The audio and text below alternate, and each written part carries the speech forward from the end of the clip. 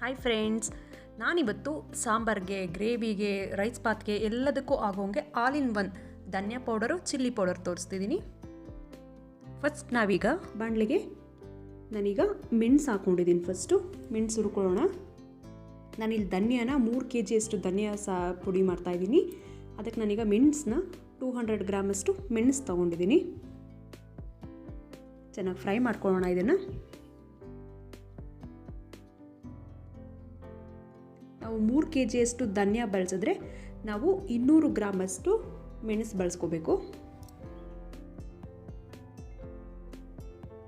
ಚೆನ್ನಾಗಿ ಫ್ರೈ ಆಗಬೇಕು. ಸೈಡಿಗೆ ತೆಗೆದಿಟ್ಕೊಳ್ಳೋಣ. ಫ್ರೈ ಆಗಿದೆ. ಈಗ ನೆಕ್ಸ್ಟ್ ಇದಕ್ಕೆ ಕಡಲೆಕಾಳು ಹಾಕ್ಕೊಳ್ತಾ ಇದ್ದೀನಿ. ಇಲ್ಲಿ ಅರ್ಧ kg ನಾನು ಕಡಲೆಕಾಳು ಬಳಸ್ತಾ ಇದ್ದೀನಿ. ಚೆನ್ನಾಗಿ ಕಡಲೆಕಾಳನ್ನ ಫ್ರೈ ಮಾಡ್ಕೊಳ್ಳೋಣ. ಹಸಿದೆಲ್ಲ ಹೋಗಬೇಕು. ಕ್ರಿಸ್ಪಿಯಾಗಿ ಆಗೋ ಥರ ನಾವು ಫ್ರೈ ಮಾಡ್ಕೊಳ್ಬೇಕು. ಕಡಲೆಕಾಳು ಆಗಿದೆ. ಈಗ ಇದನ್ನು ಕೂಡ ಪಾತ್ರೆಗೆ ಹಾಕ್ಕೊಳ್ಳೋಣ ಸೈಡ್ಗೆ. ನೆಕ್ಸ್ಟ್ ನಾನು ಅರ್ಧ kg ಹೆಸರು ಕಾಳು ಹಾಕ್ಕೊಳ್ತಿದ್ದೀನಿ. ಚೆನ್ನಾಗಿ ಫ್ರೈ ಮಾಡ್ಕೊಳ್ಳೋಣ ಹೆಸರು ಕಾಳನ್ನು ಕೂಡ. ಎಲ್ಲನೂ ಡ್ರೈ ಫ್ರೈಯೇ ಮಾಡ್ಕೋಬೇಕು ನಾವು. ಸ್ವಲ್ಪ ಕೂಡ ಆಯಿಲ್ ಬಳಸ್ತಾ ಇಲ್ಲ ಇದಕ್ಕೆ. ಹೆಸರು ಕಾಳು ಕೂಡ ಫ್ರೈ ಆಗಿದೆ. ಈಗ ಸೈಡಿಗೆ ತೆಗೆದಿಟ್ಕೊಳ್ಳೋಣ ಇದನ್ನು ಕೂಡ ಪಾತ್ರೆಗೆ.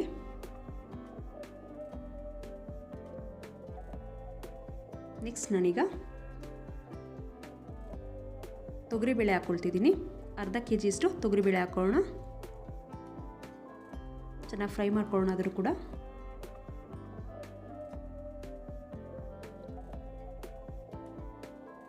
ತೊಗರಿಬೇಳೆ ಬೇಗ ಫ್ರೈ ಆಗೋದಿಲ್ಲ, ಲೇಟ್ ಆಗುತ್ತೆ ಫ್ರೈ ಆಗೋದು. ತುಂಬ ಟೈಮ್ ತಗೊಳುತ್ತೆ. ಇದನ್ನು ಚೆನ್ನಾಗಿ ಫ್ರೈ ಮಾಡ್ಕೊಳ್ಬೇಕು. ನೋಡಿ, ಆಲ್ಮೋಸ್ಟ್ ಆಗಿದೆ ಇದು. ಇದನ್ನು ಸೈಡಿಗೆ ತೆಗೆದಿಟ್ಕೊಳ್ಳೋಣ ಪಾತ್ರೆಗೆ. ಆಗಿದೆ ಇದು. ನೆಕ್ಸ್ಟು ನಾನೀಗ ಜೀರಿಗೆ ಹಾಕ್ಕೊಳ್ತಾ ಇದ್ದೀನಿ. ನಾನಿಲ್ಲಿ 3 kg ಧನಿಯಾಗೆ ಅರ್ಧ kg ಜೀರಿಗೆ ಬಳಸ್ತಾಯಿದ್ದೀನಿ. ಬೇಕಿದ್ರೆ 600 ಗ್ರಾಮಷ್ಟು ಬಳಸ್ಕೋಬೋದು. ಇನ್ನೂ ಒಂದು 100 ಗ್ರಾಮ್ ಜಾಸ್ತಿ ಬಳಸ್ಕೋಬೋದು. ಜೀರಿಗೆ ಜಾಸ್ತಿ ಹಾಕಿದ್ರೆ ಟೇಸ್ಟ್ ಚೆನ್ನಾಗಿರುತ್ತೆ. ಧನಿಯಾ ಪುಡಿ ಟೇಸ್ಟು ಸೂಪರಾಗಿ ಬರುತ್ತೆ. 3 kg ಧನಿಯಾಗೆ ಅರ್ಧ kg ಜೀರಿಗೆ ಬಳಸಿದ್ದೀವಿ. ಚೆನ್ನಾಗಿ ಫ್ರೈ ಮಾಡೋಣ ಇದನ್ನು.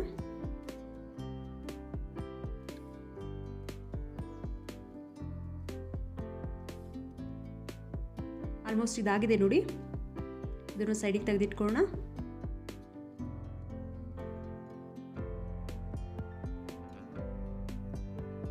ನೆಕ್ಸ್ಟ್ ನಾನೀಗ ಸಾಸಿವೆ ಹಾಕ್ಕೊಳ್ತಾ ಇದ್ದೀನಿ. 150 ಗ್ರಾಮಷ್ಟು ಸಾಸಿವೆ ಬಳಸಿದ್ದೀನಿ ನಾನಿಲ್ಲಿ.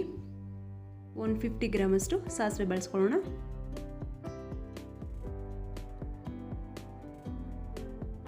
ಸಾಸಿವೆ ಬೇಗ ಆಗುತ್ತೆ. ಟೈಮೇನು ತಗೊಳ್ಳೋದಿಲ್ಲ. ಚಿಟಪಟ ಅಂತ ಸಿಟ್ಟಿದ್ಬಿಡುತ್ತೆ ಬೇಗ. ಟೈಮೇನು ತಗೊಳ್ಳೋದಿಲ್ಲ.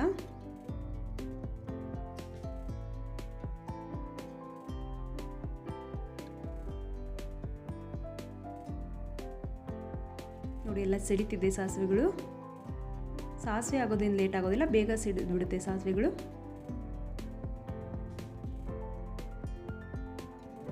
ನೋಡಿ, ಇದು ಆಲ್ಮೋಸ್ಟ್ ಆಗಿದೆ. ಸಾಸಿವೆ ಎಲ್ಲ ಫ್ರೈ ಆಗಿದೆ. ಇದನ್ನು ಸೈಡಿಗೆ ತೆಗೆದಿಟ್ಕೊಳ್ಳೋಣ. ನೆಕ್ಸ್ಟ್ ನಾನೀಗ ಮೆಂತ್ಯ ಹಾಕ್ಕೊಳ್ತೀನಿ. ಮೆಂತ್ಯ ಕಾಳುಗಳನ್ನ ಹಾಕ್ಕೊಳ್ತಿದ್ದೀನಿ.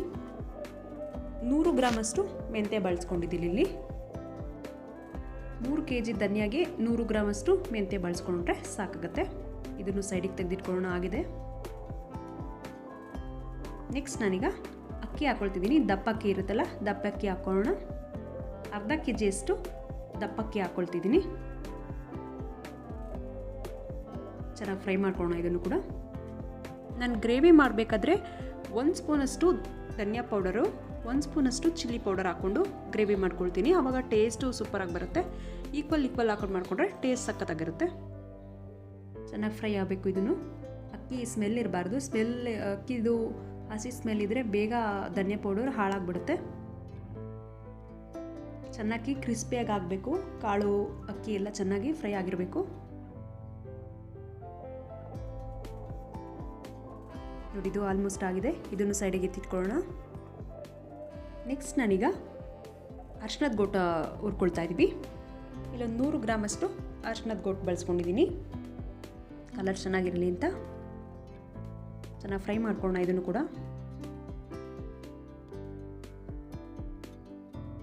ಇದು ನೋಡಿ ಆಲ್ಮೋಸ್ಟ್ ಆಗಿದೆ. ಇದನ್ನು ಸೈಡಿಗೆ ಎತ್ತಿಟ್ಕೊಳ್ಳೋಣ. ನೆಕ್ಸ್ಟ್ ನಾನಿಲ್ಲಿ ಕರಿಬೇವು ಎಲೆ ಹಾಕ್ಕೊಳ್ತಾ ಇದ್ದೀವಿ.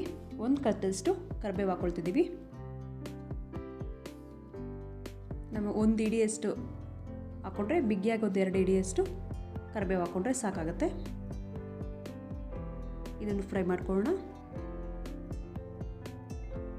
ಫ್ರೈ ಆಗಿದೆ ಆಲ್ಮೋಸ್ಟ್. ಈಗ ಇದನ್ನು ಸೈಡಿಗೆ ತೆಗೆದಿಟ್ಕೊಳ್ತಾ ಇದ್ದೀವಿ.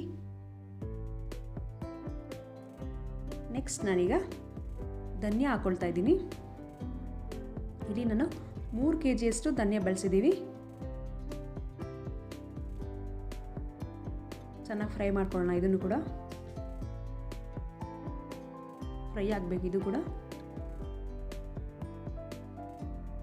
ನಾವು ಧನಿಯಾ ಹುರ್ಕೊಳ್ಳೋಕೆ ಮುಂಚೆ ಕ್ಲೀನ್ ಮಾಡ್ಕೊಂಡಿಲ್ಲ, ಆಮೇಲೆ ಹುರ್ಕೊಳ್ತೀವಿ ನಾವು. ಧನಿಯಾದಲ್ಲಿರೋ ಗಲೀಜು, ಕಡ್ಡಿ ಕಸ ಎಲ್ಲ ಸಪ್ರೇಟ್ ಆಗುತ್ತೆ ಅಂದ್ಬಿಟ್ಟು ನಾವು ಈ ಧನಿಯಾ ಪೌಡರು ಹಾಗೆ ಚಿಲ್ಲಿ ಪೌಡರ್ನ 2 ಮಿಕ್ಸ್ ಮಾಡಿಕೊಂಡೆ ನಾವು ಸಾಂಬಾರು ಪೌಡರ್ ಮಾಡ್ಕೊಳ್ತೀವಿ.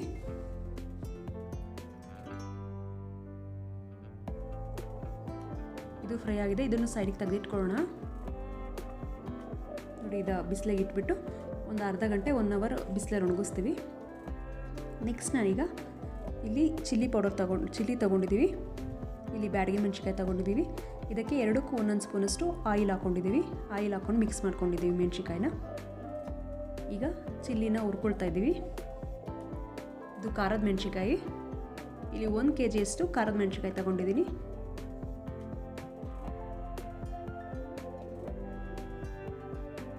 ನಾವು ಈ ಪುಡಿಗಳನ್ನ ಸಾಂಬಾರಿಗೆ, ರೈಸ್ ಬಾತ್ಗೆ ಎಲ್ಲದಕ್ಕೂ ಬಳಸ್ಕೊಳ್ತೀವಿ. ಚೆನ್ನಾಗಿ ಫ್ರೈ ಆಗಿದೆ ನೋಡಿ, ಆಗಿದೆ ಈಗ ಆಲ್ಮೋಸ್ಟ್. ಈಗ ಇದನ್ನು ಔಟ್ಸೈಡೇ ಯಾಕೆ ಮಾಡ್ತಿದ್ದೀವಿ ಅಂದರೆ, ಅದು ಘಾಟು ಮನೆ ಒಳಗೆ ಮಾಡಿದ್ರೆ ಘಾಟ್ ಆಗುತ್ತೆ ಅಂದ್ಬಿಟ್ಟು ಔಟ್ಸೈಡ್ ಮಾಡ್ತಿರ್ತೀವಿ. ಸೈಡಿಗೆ ಸಪ್ರೇಟಾಗಿ ತೆಗೆದಿಟ್ಕೊಳ್ಳೋಣ ಮೆಣಸಿನ್ಕಾಯಿನ.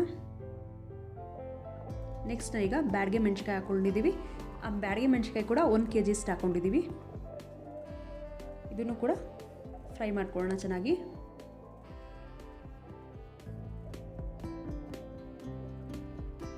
ಬ್ಯಾಡಗೆ ಮೆಣಸಿನ್ಕಾಯಿ ಜಾಸ್ತಿ ಬಳಸೋದ್ರಿಂದ ಕಲರ್ ಸಖತ್ ಚೆನ್ನಾಗಿ ಬರುತ್ತೆ.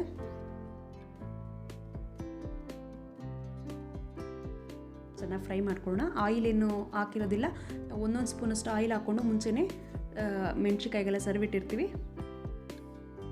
ಉರಿಯೋದಕ್ಕೆ ಡ್ರೈ ಆಗಿ ಉರಿತೀವಿ ನಾವು.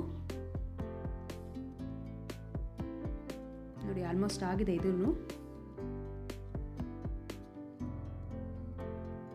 ಸಪ್ರೇಟಾಗಿ ಬಿಸಿಲಲ್ಲಿ ಇಟ್ಬಿಟ್ಟು ಸಪ್ರೇಟಾಗಿ ಒಣಗಿಸ್ತಿದ್ದೀವಿ. ಇದನ್ನು ಧನಿಯಾನು ಸಪ್ರೇಟ್ ಮಾಡಿದ್ದೀವಿ. ಧನಿಯಾ ಎಲ್ಲ ಹುರಿದಿಟ್ಟಿರ್ತೀವಲ್ಲ, ಧನಿಯಾ ಪುಡಿಗೆ ಅದು ಸಪ್ರೇಟಾಗಿ ಇಟ್ಟಿರ್ತೀವಿ. ನಾವು ಚಿಲ್ಲಿನೂ ಸಪ್ರೇಟಾಗಿ ಮಾಡ್ತೀವಿ, 2 ಮಿಕ್ಸ್ ಮಾಡ್ಕೊಳ್ಳಲ್ಲ.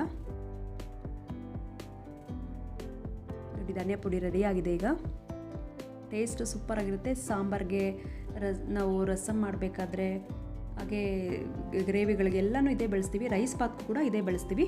ಚಿಲ್ಲಿ ಪೌಡರ್ ರೆಡಿಯಾಗಿದೆ ನೋಡಿ. ನಾವು 1 ಕಪ್ಪಷ್ಟು ಚಿಲ್ಲಿ ಪೌಡರು, 1 ಕಪ್ಪಷ್ಟು ಧನಿಯಾ ಪೌಡರು ಈಕ್ವಲಾಗಿ ತಗೊಂಡು ಮಿಕ್ಸ್ ಮಾಡಿಕೊಂಡು ಸಾಂಬಾರಿಗೆ ಮತ್ತು ರೈಸ್ ಬಾತ್ಗೆಲ್ಲ ಅದೇ ಪೌಡರ್ನೇ ಬಳಸ್ತೀವಿ. ನೋಡ್ರಲ್ಲ, ಇವತ್ತಿನ ನನ್ನ ಈ ರೆಸಿಪಿ ನಿಮ್ಗೆ ಇಷ್ಟ ಆಗಿದ್ದರೆ ಪ್ಲೀಸ್ ವೇದಾ ಚೇತನ್ ರೆಸಿಪಿಗೆ ಸಬ್ಸ್ಕ್ರೈಬ್ ಆಗಿ ಸಪೋರ್ಟ್ ಮಾಡಿ. ಹಾಗೆ ನನ್ನ ವಿಡಿಯೋಗೆ ಲೈಕ್ ಮಾಡಿ, ಶೇರ್ ಮಾಡಿ, ಕಮೆಂಟ್ಸ್ ಮಾಡಿ. ನೀವಿನ್ನು ಚಾನಲ್ಗೆ ಸಬ್ಸ್ಕ್ರೈಬ್ ಆಗಿಲ್ಲ ಅಂದರೆ ಪ್ಲೀಸ್ ಸಬ್ಸ್ಕ್ರೈಬ್ ಆಗಿ. Thank you for watching my videos. Bye bye.